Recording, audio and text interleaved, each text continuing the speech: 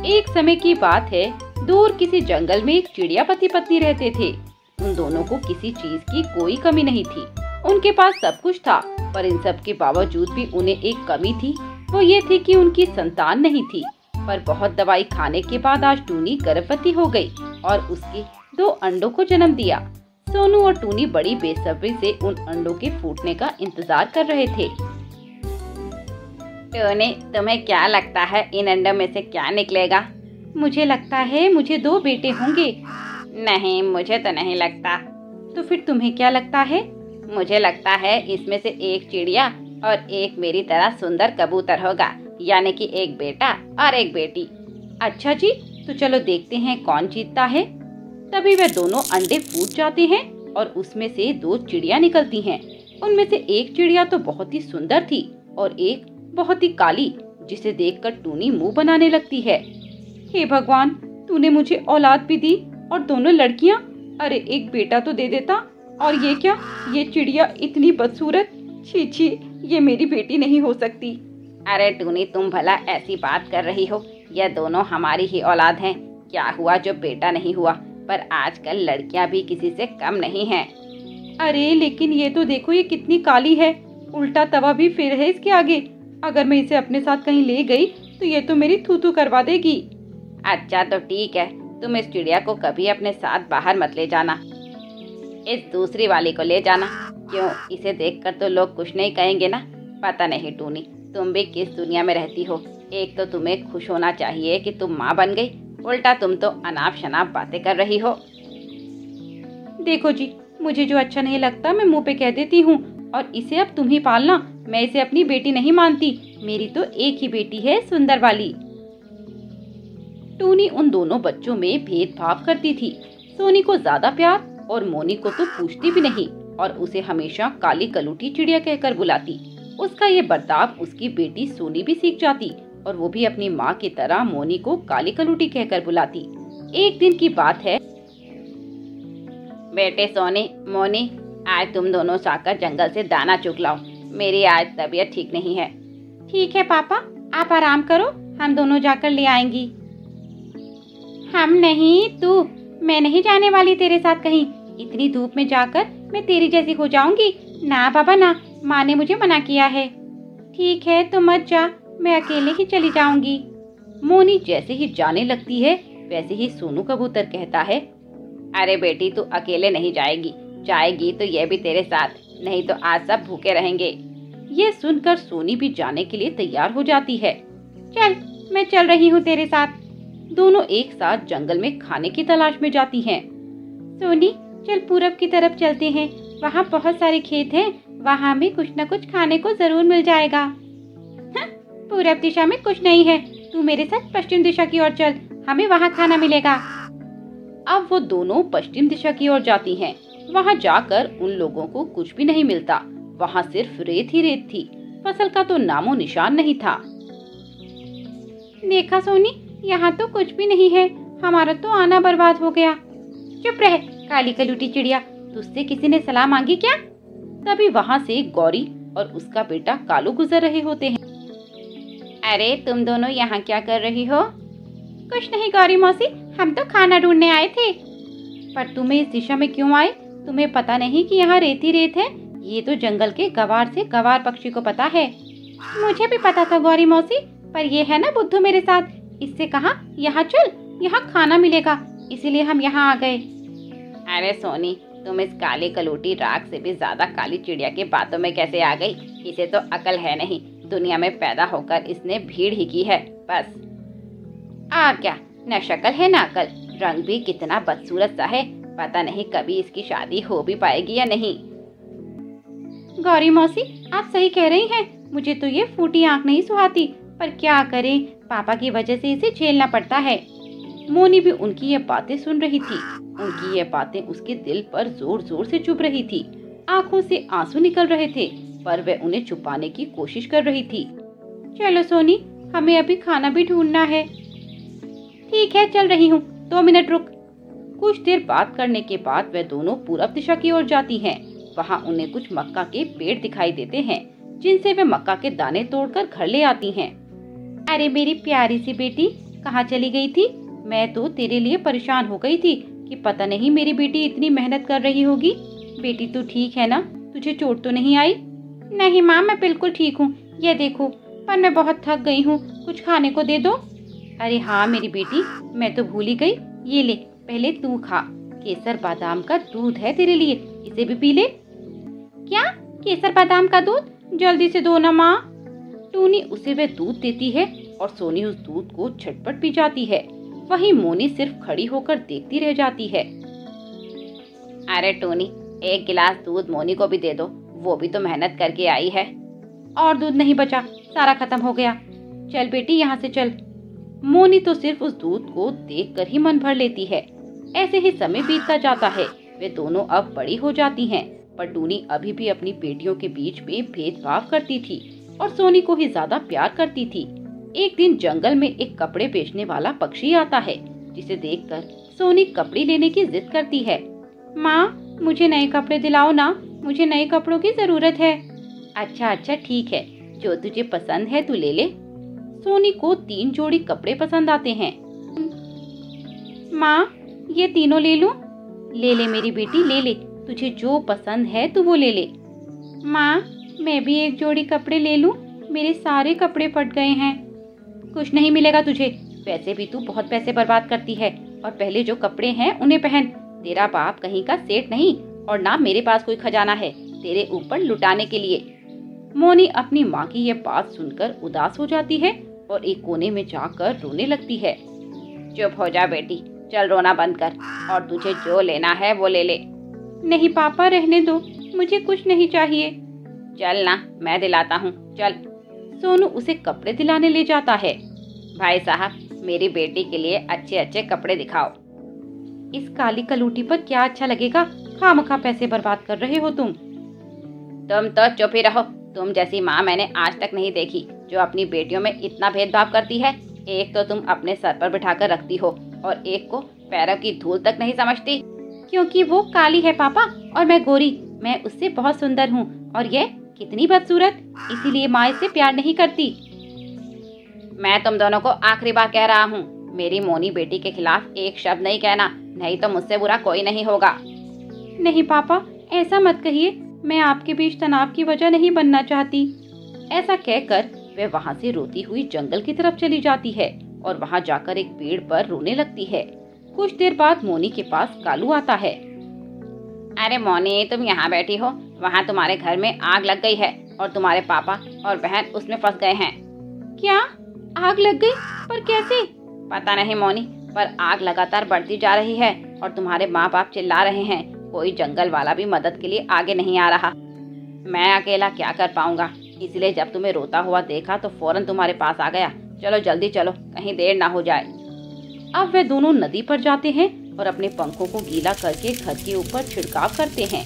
बेचारी मोनी के पंख भी इसमें जख्मी हो जाते हैं, पर फिर भी वे हिम्मत नहीं हारती और लगातार नदी से अपने पंख गीले करके छिड़काव करती रहती है। 2 घंटे की मुशक्कत के बाद जाकर अब आग शांत हो जाती है। माँ, पापा, सोनी तुम ठीक हो ना? ये लो पानी पी लो। बता नहीं सकते अंदर क्या हो गया था, हमसे तो सांस भी नहीं ली जा रही थी। कैसे न कैसे करके हमने सांस रोकी, तब जाकर हम बच पाए। मोनी ने भी अपनी जान लगा दी, अब सभी को बचाने में अपनी पूरी कोशिश लगा दी मेरी बेटी ने। देखो इसके पंख भी जल गए। मोनी के जले पंख देखकर सबको एहसास होता है कि मोनी ने कितनी मेहनत की है और अपनी जान की परवाह ना करते हुए भी उसने सबकी जान बचाई। देखा, जिसे तुम हमेशा ताने मारती रहती थी, काली कलूटी कहती थी, आज उसी ने हमारी जान बचाई है। यह नहीं होती तो आज हम जिंदा नहीं होते। बेटी मोनी, मुझे माफ कर दे। मैंने कभी तुझे अपनी बेटी नहीं माना, हमेशा तेरा तिरस्कार किया, पर आज मैं तुझसे माफी मांगती हूँ। मुझे माफ कर दे बेटी। मुझे भी माफ कर दे मोनी, मैंने भी तुझे कभी बहन का प्यार नहीं दिया, हमेशा तुझे चिढ़ाया, तेरा मजाक बनाया। कहीं ना कहीं मैं भी तुम्हारा दोषी हूँ, मैंने भी एक बार तुम्हारी बहुत बेइज्जती की थी।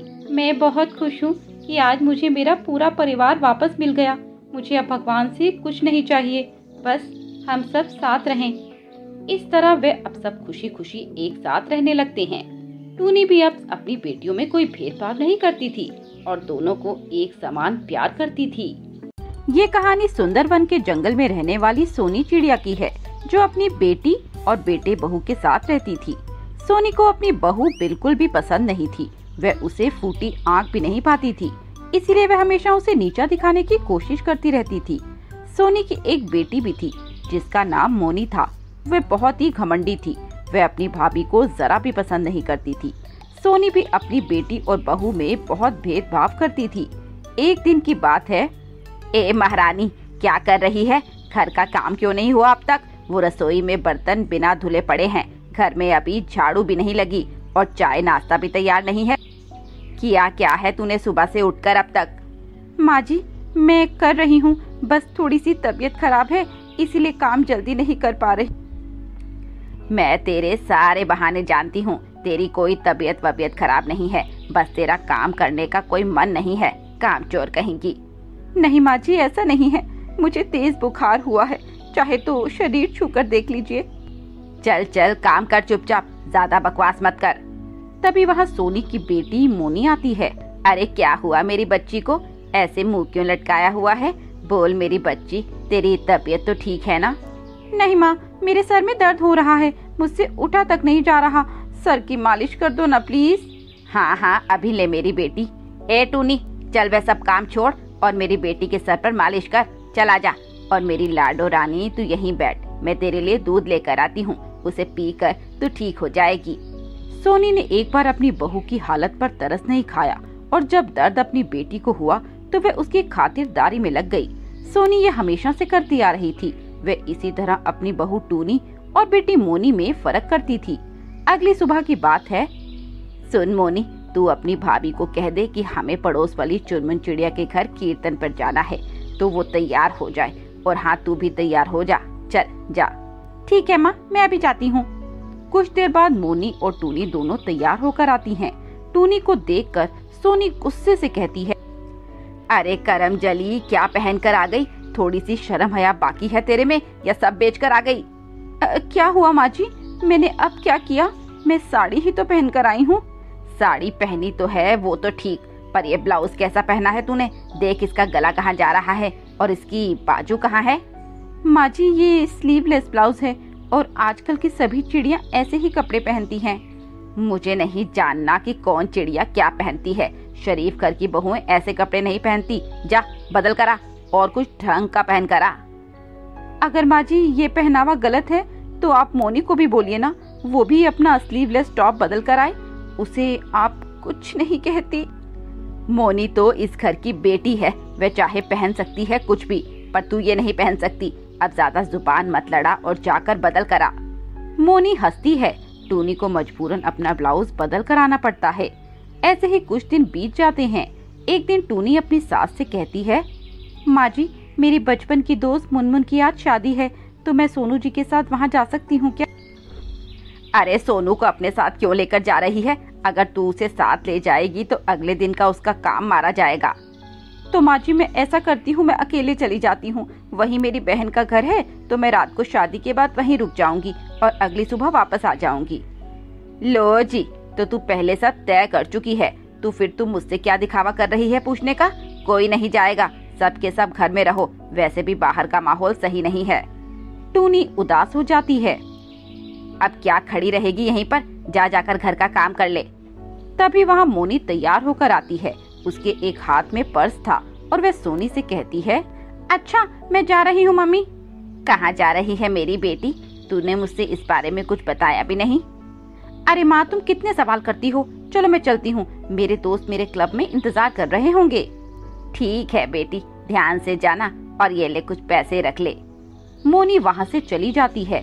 टूनी अपनी सास का ये दोगलापन देखकर बहुत गुस्से में आ जाती है और अपने कमरे में आकर सोनू से कहती है, तुम्हारी माँ को मुझसे क्या दिक्कत है? अरे मैं तो शादी में जा रही थी, पर उन्हें जाने के लिए माहौल दिख गया कि बाहर का माहौल सही नहीं है, और जब खुद की बेटी क्लब जाने लगी तब तुम्हारी माँ को बाहर का माहौल नहीं दिखा। सोनू, क्यों तुम्हारी माँ मुझ में और मोनी में इतना भेदभाव करती है? अरे टूनी, तुम भी क्या बेकार की बातें लेकर बैठ गई। यह सब छोड़ो और अपना मूड ठीक करो। मैं जब तक इस घर में हूँ मैं कभी मूड ठीक नहीं कर सकती। तुम्हारी माँ मुझे ऐसा करने ही नहीं देगी। ऐसे ही कुछ समय बीत गया। एक दिन टूनी की माँ का फोन आया उनकी तबीयत कुछ ठीक नहीं थी। बेटी टूनी कैसी है तू? माँ मैं तो ठीक हूँ, पर आपकी तबीयत मुझे ठीक नहीं लग रही। बताओ क्या हुआ है आपको? बेटी मुझे मलेरिया हो गया है और अब मेरे हाथों पैरों में बहुत दर्द है। घर का कोई काम नहीं हो पा रहा। तेरे पापा ही मेरी देखभाल कर रहे हैं। माँ आपकी इतनी तबीयत खराब हो गई और आपने मुझे बताया तक नहीं। चलिए ठीक है, मैं अभी आपके पास आ रही हूँ। टूनी अपनी सास सोनी के पास जाकर उससे कहती है, माँ जी मेरी माँ की तबीयत ठीक नहीं है, मुझे आज ही उनके पास जाना होगा। तू वहाँ जाकर क्या करेगी? तू कोई डॉक्टर थोड़ी ना है जो जाकर अपनी माँ का इलाज कर देगी। और मैं सब जानती हूँ, यह तेरे घर से निकलने के बहाने हैं। घर में रहना तो तुझे पसंद ही नहीं, इसीलिए तू ये बहाना बनाकर बाहर जाकर मौज मस्ती करना चाहती है। वैसे भी घर से निकले बहुत समय हो गया ना तुझे, इसीलिए ये माँ की तबीयत का बहाना बना रही है। सोच रही होगी माँ जी तो बेवकूफ हैं, मेरे जाल में फंस जाएंगी और मुझे जाने देंगी। नहीं माँ जी ऐसा नहीं है जैसा आप समझ रही हैं। मेरी माँ की तबीयत सच में खराब है, मेरी बात का यकीन कीजिए आप। चल ये रोना धोना बंद कर। वैसे भी तेरे ये मगरमच्छ के आंसू में मैं फंसने वाली नहीं हूँ। माँ मैं जा रही हूँ। कहाँ मेरी बच्ची? अरे माँ आपको बताया था ना, गोवा जा रही हूँ अपने दोस्तों के साथ घूमने। ठीक है मेरी बच्ची, जा और खूब मजा करना।